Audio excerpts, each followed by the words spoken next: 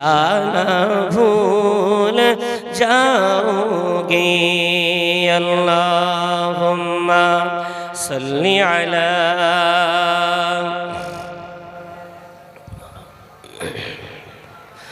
व अला आलि सय्यिदिना मौलाना मुहम्मद सल्लल्लाहु अलैहि वसल्लम। सम्मानीय मोहताराम भाई মইদুল ইসলাম সাহেবের কলিজার টুকরা 10 মাসের সন্তান হারিয়ে যাওয়ার কারণে প্রতি বছরের ন্যায় বছরও সন্তান সহ খানদান থেকে যারা চলে গেছেন তাদের আত্মার শান্তির কামনার্থে দোয়া ও সবরসানির মজলিস। এই মজলিসের স্বনামধন্য সাহেবে সাদর, আজকের জলসার যোগ্য সভাপতি সাহেব, আমন্ত্রিত মুআজ্জাজ মুকাররম উলামায়ে কেরাম, সম্মুখে বসে থাকা আমার একদল ভাইজান ও আব্বাজানেরা, স্নেহের কচি কাচারা, পদ্মার আড়ালে অবস্থিতা পদ্মা নসীনা মমতাময়ী আম্মা জানা বোনেরা, আল্লাহ শুকরিয়া আদায় করি। ভাই আমার খুব কষ্ট করে পরিশ্রম করে একটা দোয়ার মজলিস সাজিয়েছেন। নিশ্চয়ই গ্রামের মানুষ, আপনারা দাওয়াত পেয়েছেন। অনুরোধ করব, গরিব বেচারা বড় কষ্ট করে যে মাহফিল সাজিয়েছেন, আপনারা সবাই এলে তার হৃদয়টা একটু খুশি হবে। আর যে মজলিসে এসেছে, মজলিসটা এক শিশু সন্তানের জন্য। শিশু সন্তান, রাসূলের হাদিস অনুযায়ী আমার আল্লাহ তাকে নিষ্পাপ বানিয়েছে। সকলে বলি সুবহানাল্লাহ। তো নিষ্পাপ বান্দার জন্য দোয়া করা মানে তার বিরাট দোয়ার প্রয়োজন নেই, বরং যারা আসবো তাদের বড় লাভ। তো আমিও সেদিকে তাকিয়ে দুটি কথা, দোয়া ও সবরসানির অনুষ্ঠান যেহেতু, আপনাদের মতো গুণীজনদেরকে সামনে রেখে কোরআনের আলোকে একজন সফল কাম বাপ হতে গেলে তার করণীয় কি, আমি এই বিষয়ে দুটি কথা বলার নিয়তে বসেছি। ওমা তৌফিকি ইল্লা বিল্লাহ, আলাইহি তাওয়াক্কালতু ওয়া ইলাইহি উনীব। আল্লাহ আমাকে বলার আগে, আপনাদের সকলকে শোনার আগে, আমাদের উভয়ের জন্য আল্লাহ আমলের ফয়সালা করে দেন। উচ্চ আওয়াজে বলি আল্লাহুম্মা আমিন। আমরা মনে করি দুনিয়াতে রক্তের সম্পর্ক থাকলেই তাকে আত্মীয় মনে করি, এবং জন্ম দিলেই আমরা তাকে মনে করি সেটা আমার সন্তান, আমি তার বাপ। শরীয়তের দৃষ্টিতে শুধুমাত্র জন্ম দিলেই বা রক্তের সম্পর্ক থাকলেই তাকে প্রকৃতপক্ষে আত্মীয় বলে না, বরং শরীয়তের দৃষ্টিতে দিনদার সন্তান রেখে যেতে পারলেই সেই হলো আসল সম্পর্কের অধিকারী। সকলে বলি সুবহানাল্লাহ। এ ব্যাপারে আমরা কোরআনুল কারীম থেকে দলিল পেতে পারি।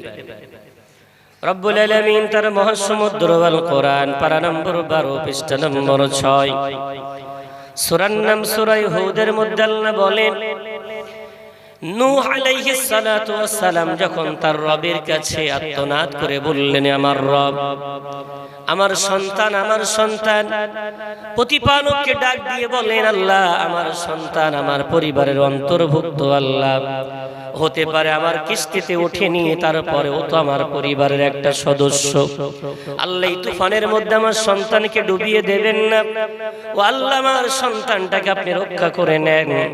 নূহ নবী যখন আল্লাহর কাছে ফরিয়াদ করছেন, আল্লাহ বলছেন, ক্বালা ইয়া নূহ ইন্নাহু লাইসা মিন আহলিক ইন্নাহু আমালুন গায়রু সালিহ। ও নূহ, তোমার ওই সন্তান তোমার নিজের খানদানভুক্ত নয়, তোমার পরিবারভুক্ত নয়। কারণটা হলো ওই এমন সন্তান, ওর কর্ম ভালো না, যার কর্ম ভালো না সে পরিবারের অন্তর্ভুক্ত না।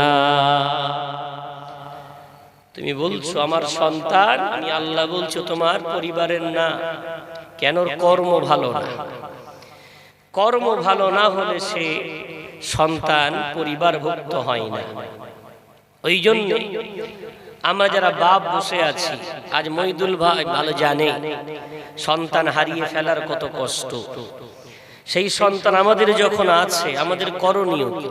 আমাদের করণীয় বিরাট সম্পদ রেখে যাওয়া না, বিরাট তার জন্য দুনিয়া রেখে যাওয়া না। আসল সফলতা হলো আমার সন্তানটাকে দিনদার বানিয়ে যাওয়া। যদি বলেন একটু সুবহানাল্লাহ। রব্বুল আলামিন তার মহাসমুদ্র আল কোরআন পারা নম্বর 28 পৃষ্ঠা নম্বর 19 সূরার নাম সূরা তাহরিম।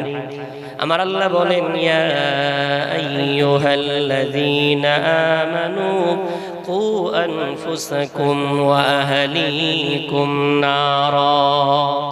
ও বিশ্বাসী বান্দা বান্দীরা, আমি রব্বুল আলামিন তোমাদেরকে আহ্বান করে বলে ডাক দিয়ে বলি, তোমরা নিজেরাও জাহান্নাম থেকে বাঁচো, আর বিশেষ করে তোমার পরিবার পরিজনদেরকে, নিজের সন্তান সন্ততিকে জাহান্নামের আগুন থেকে বাঁচাও। এ দায়িত্ব দুনিয়ার অন্য কারোর না, এ দায়িত্ব হলো নিজে তুমি বাপ মা তোমার। একটু জোরে বলা যাবে না? তুমি বাপ মা, তোমার দায়িত্ব তোমার সন্তানকে দিনের পথে গড়ে তোলা। আমরা মনে করি সন্তান জন্ম দিলেই মনে হয় বাপ মার দায়িত্ব শেষ। আমি যখন নাদওয়াতুল উলামায় পড়ি, বিশ্বনবীর একটা সুন্দর হাদিস আছে। রাসূল কারীম বলেছেন, তোমরা বিবাহ করবে এমন নারী দেখে যে অধিক সন্তান প্রসব করে এবং অধিক মহাব্বতকারী, এমন নারীকে তোমরা বিবাহ করবে। রাসূল কারীম হাদিসে বলেছেন, বলেছেন কারণটা হলো আমি কিয়ামতের দিন আমার উম্মত অনেক হবে, আর আমার উম্মতের আধিক্যতা নিয়ে আমার উম্মত বেশি হবে ব্যাপারে আমি আল্লাহর কাছে গর্ব করব। জোরে বলা যাবে? এই হাদিসটা পড়ানোর পর আমাদেরকে হুজুর জিজ্ঞাসা করছেন, বাবারা বলো তো এই হাদিসের ব্যাখ্যা কেমন হতে পারে?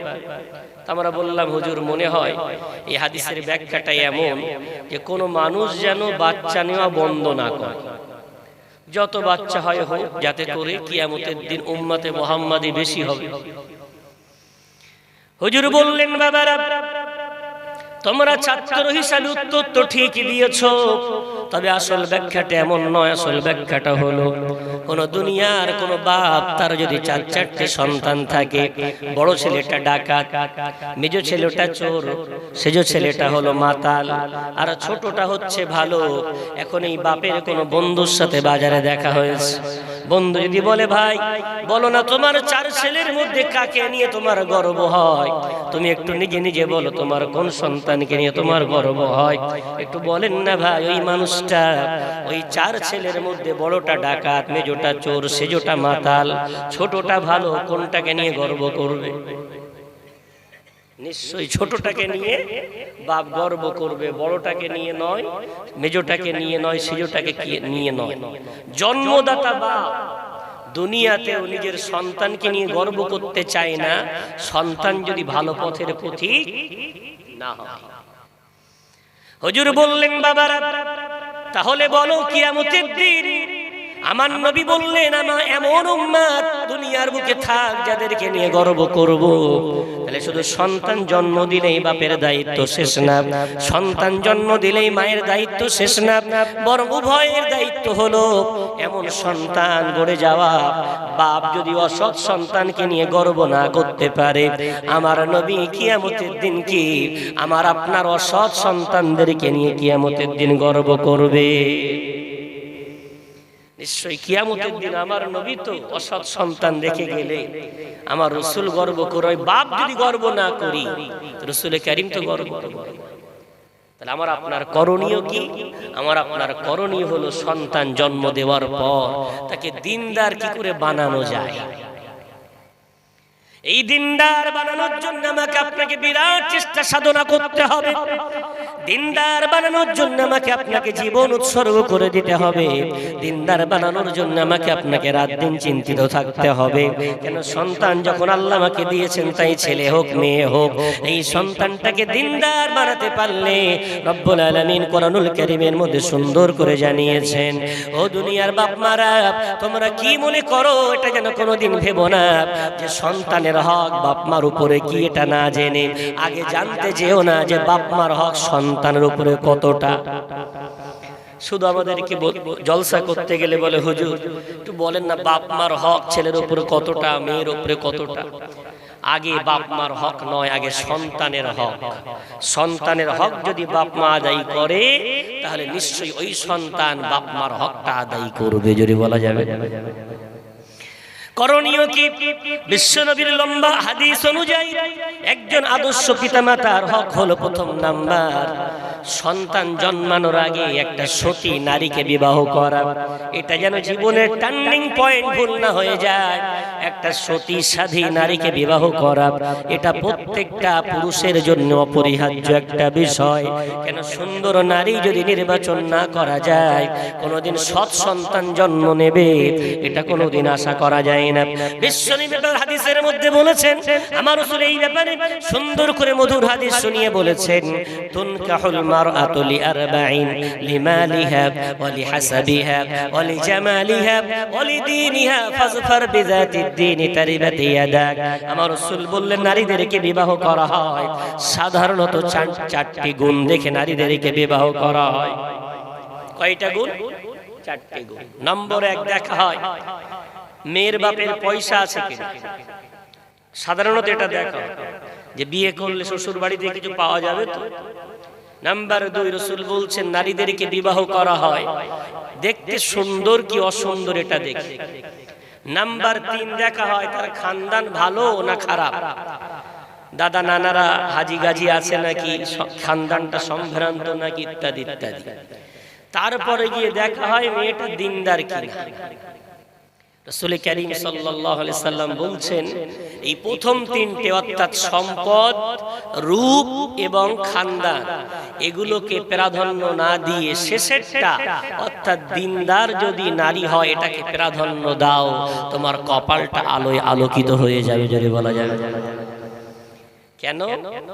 বাঁশ গাছে কোনোদিন আপেল তৈরি হয় না, আপেল গাছেই আপেল হয়, খেজুর গাছে খেজুর হয়। যেমন গাছ হবে ফলটা তেমন হবে। তাই পুরুষের জন্য সবচেয়ে বড় দায়িত্ব এই যৌবনকাল। মানুষ মনে করে তাই তো যৌবনকাল পেয়েছি, যেমন ইচ্ছা একটা মেয়ে বিবাহ করে নিলাম, পরে তওবা তিল্লা করে নেব, অত সহজ বিষয় নয়। অবশ্যই এখানটায় আমাকে একটা সতী নারী, দিনদার নারী নির্বাচন করতে হবে, এটা হলো প্রথম দায়িত্ব। এরপর যখন ওই সতী নারীটা আমার বাড়িতে এলো, বাপ মার দায়িত্ব হলো সর্বদাই সাধ্যমতো নিজে আগে দিনদার হওয়া। বাপ হবে নামাজি, মা হবে নামাজি, আল্লাহর কাছে সর্বদাই ফরিয়াদ করবে, আল্লাহর কাছে কান্নাকাটি করবে, ও আল্লাহ এমন সন্তান আমাদেরকে দিও যেন আমরা ওই সন্তানের জন্য তোমার কাছে গর্ব করতে পারি। আল্লাহ এমন সন্তান আমাদেরকে দিও যেন আল্লাহ আমরা তোমার কাছে মাথা উঁচু করে কিয়ামতের দিন দাঁড়াতে পারি। এই দোয়াটা বাপও করবে, মাও করবে। রব্বুল আলামিন এই ব্যাপারে সুন্দর ঘটনা শুনিয়েছেন। আল্লাহ পাক রব্বুল আলামিন 3য় পারা 13 পৃষ্ঠা সূরা আলে ইমরান, ইমরান আলাইহিস সালাতু ওয়াস সালাম তার স্ত্রীর আল্লাহর কাছে হাত তুলে বললেন, আল্লাহ আমার গর্ভে যে সন্তান তুমি দিয়েছো, আল্লাহ ওটা যদি ছেলে হয় আমি কথা দিচ্ছি আল্লাহ ওটাকে আমি তোমার জন্য ওয়াকফ করে দেব। আমার গর্ভের বাচ্চাটাকে আল্লাহ ফি সাবিলিল্লাহ তোমার রাস্তায় দিয়ে দেব। ইমরানের স্ত্রী কোরআন বলছেন, ক্বালাত ইমরাতু ইমরান রাব্বি ইন্নী নাযারতু লাকা মা ফি বাতনি মুহাররারান ফাতাকাব্বাল মিন্নী ইন্নাকা আনতাস সামিউল আলিম। ইমরান নবীর স্ত্রী আল্লাহর কাছে হাত তুলে বলেন, আল্লাহ আমার গর্ভে যেটা আছে আল্লাহ আমি তোমার জন্য দিয়ে দেব। কিন্তু যখন সন্তান জন্ম নিল মনে করেছিলেন ছেলে হবে, হয়েছে মেয়ে। তো ইমরানের স্ত্রী আল্লাহকে বলছো, গো আল্লাহ হয়েছে তো মেয়ে, আমি কি করি? আল্লাহ বলছেন, ও ইমরানের স্ত্রী তোমার চেয়ে আমি আল্লাহ ভালো জানি, তবে এই মেয়েটা ছেলের চেয়ে অনেক গুণে উত্তম, জোরে বলা যাবে না। আল্লাহ বলছো রে ইমরানের স্ত্রী তুমি চিন্তা করো না, আমি ওর নাম রাখলাম ইন্নী সামাইতুহা মারইয়ামা ওয়া ইন্নী উঈযুহা বিকা ওয়া যুররিয়াতাহা মিনাশ শাইতানির রাজীম। আমি আল্লাহ নাম রেখে দিলাম, ওর নাম হবে মারিয়াম। আর ওর খানদানটাকে আমি আল্লাহ শয়তানের অনিষ্টতা থেকে, শয়তানের অত্যাচার থেকে, শয়তানের ওয়াসওয়াসা থেকে আমি আল্লাহ বাঁচিয়ে নেব। জোরে বলা যাবে না? আহারে, মা যেমন নিয়ত করেছে আমি আল্লাহকে দিয়ে দিলাম, তো আমার আল্লাহ বললেন ও ইমরানের স্ত্রী, আমি আল্লাহ ওর নাম রাখলাম, আমি আল্লাহ নাম রাখলাম মারিয়াম। আর ওকেও এবং ওর সন্তানকেও আমি আল্লাহ হেফাজত করব। জোরে বলা যাবে? এখন সবাই জানেন মারিয়াম এমন একজন রমণী, উনি হলেন আল্লাহ পাক রব্বুল আলামিনের যত শান ও শওকত আমার আল্লাহ দুনিয়াতে দেখিয়েছেন, সেই শান ও শওকতের মধ্যে একটা শ্রেষ্ঠ শান মারিয়াম আলাইহিস সালাতু ওয়াস সালাম, যার স্বামী নেই অথচ গর্ভে কি চলে এলো সন্তান। কোরআনের লম্বা আলোচনা সময় পাবো না, হালকা টাচ করে চলি। মারিয়াম জন্মানোর পরে আব্বাজান দুনিয়া থেকে চলে গেলেন। জাকারিয়া আলাইহিস সালাতু ওয়াস সালাম তার খালু হন, এক বর্ণনায় তিনি মামা হন। খালুটাই বেশি প্রসিদ্ধ। জাকারিয়া আলাইহিস সালাতু ওয়াস সালামের কাছে মারিয়াম লালিত পালিত হচ্ছে।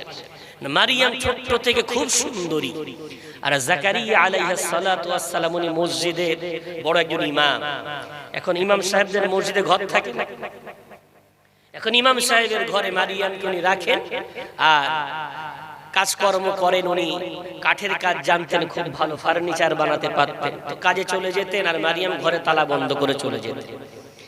সন্ধ্যাবেলায় যখন বাড়ি আসতেন সে দেখতেন فلما دخل عليها زكريا المحراب وجد عندها رزقا قال يا مريم أنى لك هذا। জাকারিয়া আলাইহিস সালাতু ওয়াস সালাম সন্ধ্যাবেলায় বাড়ি এসে দেখতেন মারিয়ামের চতুর্পাশে দামি দামি খাদ্য খোরাক পড়ে আছে, ঘরে তালা বন্ধ, কিন্তু ঘরের মধ্যে অনেক সুন্দর সুন্দর খাদ্য খোরাক, সুন্দর সুন্দর ফল ফ্রুট। জাকারিয়া বলতেন ওরে মারিয়াম কোথা থেকে এলো আমার ঘরে এই খাদ্য? মারিয়াম বলতেন আমার আল্লাহ আসমান থেকে আমার জন্য খাদ্যগুলো পাঠিয়ে দিয়েছেন। জোরে বলা যাবে? বলেন না সুবহানাল্লাহ। ও খালুজান, আপনি আমাকে ঘরে তালা বন্ধ করে রেখে যান, কিন্তু আমার আল্লাহ আমাকে ভোলে না, আসমান থেকে আমার জন্য আমার আল্লাহ ফল পাঠিয়ে দেয়। এখন জাকারিয়া আলাইহিস সালাতু ওয়াস সালাম তার কোনো সন্তান হয় না। এখন মারিয়াম যখন যদি ঘরের মধ্যে ফল পেতে পারে, বিনা গাছে যদি ঘরের মধ্যে ফল আসে, তাহলে আমার আল্লাহর ক্ষমতা বেশি না কম? কথা বলে বেশি। বিনা গাছে ঘরে ফল পাওয়া যাচ্ছে। এখন জাকারিয়ার নিজের কোনো সন্তান নেই, এমন স্ত্রী তার যাকে বলা হয় বাঞ্জ, অর্থাৎ তার সন্তান হওয়ার কোনো সম্ভাবনা নেই। এখন জাকারিয়া আলাইহিস সালাতু ওয়াস সালাম চিন্তা করছেন বিনা গাছে যদি আমার ঘরে ফল আসতে পারে, যার বাচ্চা হওয়ার সম্ভাবনা নেই তার পেটেও তো আমার আল্লাহ সন্তান দিতে পারে। যদি বলা যায় এই মারিয়ামের দিকে তাকিয়ে জাকারিয়া আলাইহিস সালাতু ওয়াস সালাম রাতের গভীর অন্ধকারে আল্লাহর কাছে দোয়া চাই। হুনালিকা দাআ জাকারিয়া রাব্বাহু ক্বালা রাব্বি হাবলি মিন লাদুনকা যুররিয়াতান তাইয়্যিবা ইন্নাকা সামিউদ দুআ। রব্বুল আলামিনের কাছে জাকারিয়া হাত তুলে বলো, গো আল্লাহ আমাকে একটা সৎ সন্তান প্রদান করো। ওগো আল্লাহ আমাকে একটা সৎ সন্তান প্রদান করো। যেই আল্লাহর কাছে হাত তুলে জাকারিয়া কাঁদে, আল্লাহ বলছেন জাকারিয়ার দোয়া আমি আল্লাহ শুনে নিলাম। জোরে বলা যাবে না? ফানাদাতুহুল মালাইকাতু, সঙ্গে সঙ্গে ফেরেশতারা জাকারিয়াকে সুসংবাদ শুনিয়ে বললেন, ও জাকারিয়া তোমাকে আমার আল্লাহ একটা সন্তান দেবে, তার নাম হবে ইয়াহইয়া। জোরে বলা যাবে না? দেখছেন, বাপ মা যদি আল্লাহর কাছে নিজের সন্তান চায় তো আমার আল্লাহ কিভাবে তাদেরকে সাহায্য করে। ওদিকে মারিয়াম এলেন ইমরানের স্ত্রীর দোয়ার বদৌলতে, আর এদিকে জাকারিয়া দোয়া করলেন, আল্লাহ আমার স্ত্রীর সন্তান হওয়ার সম্ভাবনা নেই, সমস্ত ডাক্তার কবিরাজ বলেছে বাঞ্জ, ওর গর্ভে সন্তান জন্ম নেবে না, আল্লাহ তুমি সব পারো তো দাও। ফারিস্তারা সুসংবাদ দিয়ে বলছে, ও জাকারিয়া তোমার একটা সন্তান হবে, নাম হবে ইয়াহইয়া, যদি বলা যাবে।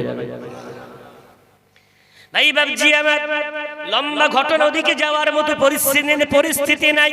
এখন মারিয়াম আলাইহিস সালাতু ওয়াস সালাম খালুর বাড়িতে বড় হলেন, যৌবনকালে পদার্পণ করলেন, যুবতী হয়ে গেলেন, ফরজ গোসল করার জন্য গোসলখানায় ঢুকেছেন। ঠিক এমন সময় দেখতে পায় গোসলখানার মধ্যে একজন যুবককে দেখার সাথে সাথে মারিয়াম আলাইহিস সালাতু ওয়াস সালাম খুব ভীত সন্ত্রস্ত হয়ে গেছে এবং সঙ্গে সঙ্গে লজ্জায় মাথা হেঁট হয়ে গেছে, চিৎকার করে বলছে, কে গো যুবক, এই ঘরের মধ্যে গোসলখানার মধ্যে কোথাও থেকে তুমি এলে? তখন আওয়াজ আসে, আমি কোন দুনিয়ার পুরুষ নই, আমি দুনিয়ার কোন মানুষ নই, আমি হলাম জিবরাইল আমিন। আমার আল্লাহ তোমার গর্ভে তার নিজের কুদরতি ক্ষমতায় একটা সন্তান পাঠাতে চলেছেন, নাম হবে তার ঈসা। জোরে জোরে বলা যাবে না? তোমার গর্ভে একটা সন্তান আসবে মারিয়াম। তো মারিয়াম বলছে, আমার স্বামী নেই, আমার সন্তান হবে। তখন ফারিস্তা জিবরাইল বলছেন, আমার আল্লাহ যেটা চায় সেটা করতে পারে, আমার আল্লাহর চাওয়ায় কেউ বাধা দিতে পারে না। জোরে বলা যাবে? এখন মারিয়াম আলাইহিস সালাতু ওয়াস সালামের গর্ভে যখন সন্তান এলো, সন্তান আসার সাথে সাথে মারিয়াম চিন্তায় পড়ে গেলেন। অপরদিকে জাকারিয়া আলাইহিস সালাতু ওয়াস সালাম খুব চিন্তায় পড়ে গেলেন, কি হবে কি হবে গো, কি সর্বনাশ হবে, মানুষ তো কেউ মানবে না যে বিনা স্বামীতে সন্তান আসতে পারে, সবাই তো জিনার তোহমাত দেবে, সবাই তো বলবে জিনা করেছে। কি হবে এবার? মারিয়াম আলাইহিস সালাতু ওয়াস সালাম আমার আল্লাহ এত ভালোবাসেন, এই কোরআন একটু পড়তে পারতেন বড় মজা পেতেন। 16 পারা আমার আল্লাহ একটা বাকায়দা সূরা নাজিল করেছেন, সূরাটার নাম সূরা মারিয়াম। জোরে বলা যাবে? ওই গোটা সূরার মধ্যে মারিয়ামের ঘটনা আল্লাহ উল্লেখ করেছেন। এখন মারিয়াম লজ্জায় ঘর বাড়ি ছেড়ে রাতের গভীর অন্ধকারে পালাচ্ছে, খেজুর বাগানে গিয়েছে, ঠিক তেমন সময় সন্তান প্রসব করেছে। একেবারে দেখতে সাদা ধবধবে সোনার মতো একটি কলিয়ার টুকরা সন্তান প্রসব করেছে। এলাকায় কিছু বনি ইসরাইলের বড় বড় নেতারা তারা দেখেছে যে মারিয়ামের সন্তান হয়েছে, তারা জাকারিয়াকে হিংসা করত। জানেন তো এলাকার ইমামদের কিন্তু সমাজের মানুষও ভালো নজরে দেখে, দেখেছেন? যত রাগ কাদের উপরে? ইমামদের উপরে। এলাকায় এত হিংসা, ওর পিছনে নামাজ পড়ে আবার হিংসা ওর উপরে। পরিষ্কার ফতোয়া, ইমামকে যদি কেউ ঘৃণা করে আর তার পিছনে ইক্তেদা করার নামাজ হবে না। জি, আগে কলিজা পরিষ্কার করতে হবে। বেচারা কত দেন, কম পরিশ্রম সে করে না, হওয়ায় সে, মরায় সে, হাকে ডাকে সে, আর যত খুদ তার ধরবে। তো জাকারিয়া আলাইহিস সালাতু ওয়াস সালাম যেহেতু সে যুগের বড় মসজিদের ইমাম ছিলেন, তো কিছু মানুষ ওনার পিছনে লাগতো, ভালোবাসতো না। এখন যেই দেখেছে তার বাড়ির মেয়েটা, যাকে খালু নিজের মেয়ে করে মানুষ করেছে, তার বাচ্চা হয়েছে, তো বদনাম রটানোর চেষ্টা করবে না? করবে। আমার এলাকায় কি হয়, ইমাম সাহেবদের এখন শাবান মাস চলছে, বেচারা কম কষ্ট করে।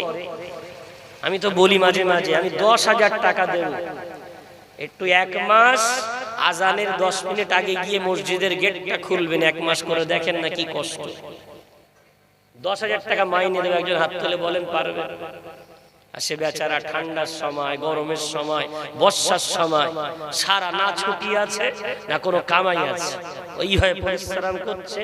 ওই সরকারি একটা ভাতা দেয় আর গ্রাম থেকে বলে 2000 দেয়, 2500 দেয়। আর শুনেছেন না বর্তমান ফতোয়া এসছে, 10,000 টাকার কমে মাইনে দেওয়া ইমাম সাহেবকে যাবে না। সমাজে যদি চাহিদা তার পূরণ না করে, সে কি করে ভালো করে নামাজ পড়াবে?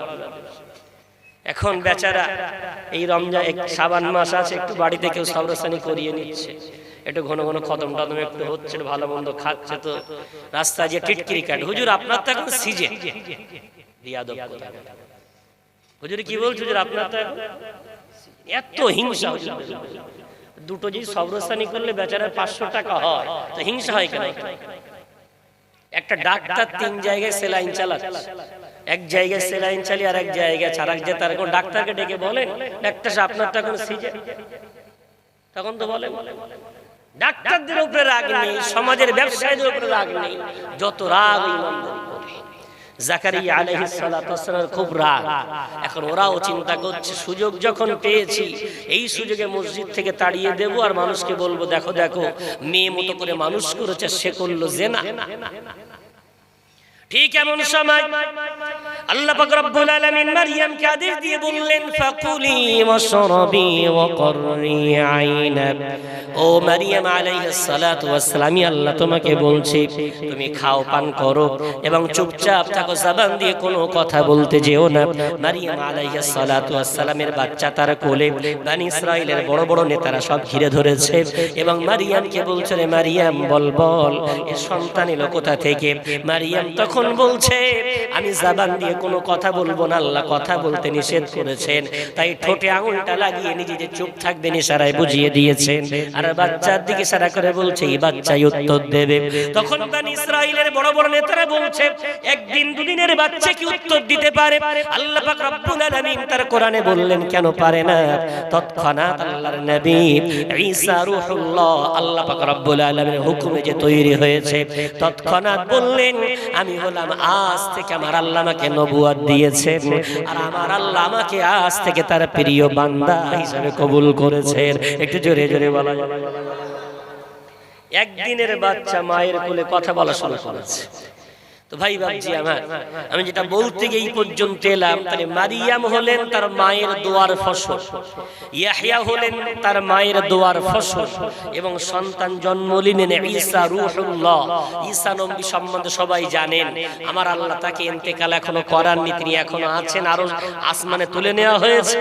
আমার নবীর উম্মত হয়ে তিনি শেষ জামানায় আসবেন, আমার নবীর উম্মতও তিনি হবেন। একটু জোরে বলেন না সুবহানাল্লাহ। এখন বাপ মা যদি ভালো নিয়ত করে তার আমার আল্লাহ তাকে সৎ সন্তান দেয়।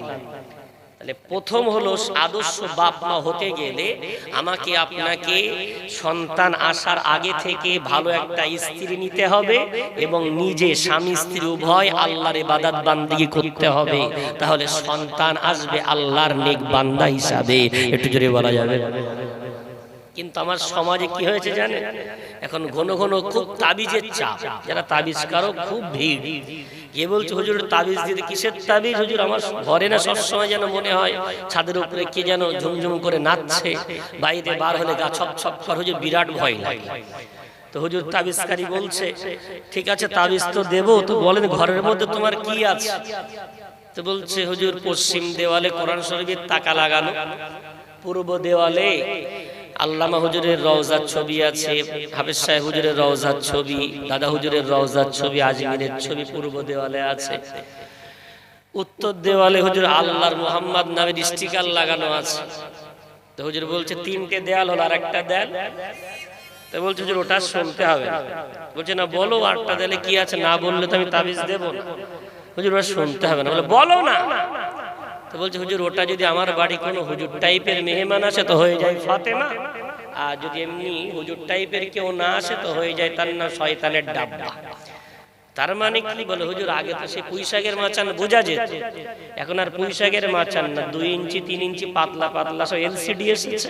ওই দেওয়ালটা হুজুর একটা লাগিয়ে রেখেছি, বাড়ির লোক কি করবে সারাদিন কাজ কাম করে একটু টিভি না দেখলে ওর ভালো লাগে না, তো ওইটা লাগিয়ে রেখেছি। হুজুর মতো নাচলে একটা ওন্না চাপিয়ে দিই, তখন মনে হয় ফাতেমা ওন্নার মধ্যে লুকিয়ে আছে, আর যেই হুজুর চলে যায় তখন আমার স্ত্রী ওই টিভি দেখে। এখন বলেন এই নারীর গর্ভে সৎ সন্তান আসবে? ভাই বাবজি আমার, ওই বাড়িতে কোনোদিন সৎ সন্তান আসতে পারে না, ওই বাড়িতে কোনোদিন নেক সন্তান আসতে পারে না। কেননা কোনোদিন শুনবেন না কুকুরের গলায় তাবিজ ঝোলালে কুকুর ভালো হয়ে যায়।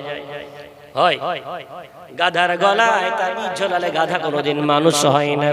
যে বাড়িতে শয়তানের ডাব্বা আছে, ওই বড় বড় টিভি রাখা আছে, ওই বাড়িতে কোনোদিন সন্তান আলেম হবে না, ওই বাড়ির সন্তান কোনোদিন দিনদার হবে না, ওই বাড়িতে আল্লাহর নেক সন্তান আসবে না। ওর গলায় একটা নয় 12টা যদি তাবিজ ঝুলিয়ে দেন, ওর স্বামীর গলায় যদি 12টা তাবিজ ঝুলিয়ে দেন, ওর দরজায় দরজায় তাবিজ যদি স্টিকার করে লাগিয়ে দেন, তারপরে ওর ঘরে নেককার সন্তান আসবে না। কেন কেন? কোনোদিন কোরআন যদি কেউ পা দিয়ে চটকায়, আমার আল্লাহ তার বাড়িতে কোনোদিন সৎ সন্তান পাঠায়। মশলা জিজ্ঞেস করে মহিলারা, হুজুর হাত থেকে কোরআন পড়ে গেছে, কাফফারা কি দেব? তাহলে কোরআন পড়ে গেলে যদি কাফফারা দেওয়ার ফতোয়া জিজ্ঞাসা করে, কোরআন যদি পা দিয়ে চটকায় তাহলে কি কাফফারা দেব? কোন মুসলমানের বাড়ি আছে যে বাড়ি কোরআন নেই, অথচ সেই মুসলমানের বাড়িতে এখন টিভি চলছে র্যান্ডম, বিরাট গরিব কেবিল লাইন এটা নিয়ে রেখেছে, দেখছেন না? হ্যাঁ, এটা কেবিল ঠিক লাগিয়ে রেখেছে। আফসোস হয়, পরিতাপ হয়। আর বুড়ো বয়স যখন মারে তখন বলে হুজুর বাপ মার হক বল। বাপ মার হক তো আগে নয়, আগে সন্তানের হক। ওই সন্তানটা নেওয়ার আগে তুমি যদি আল্লাহওয়ালা হতে, তোমার সন্তানটা আল্লাহওয়ালা হয়ে জন্ম নিত। একটু জোরে বলা যায়।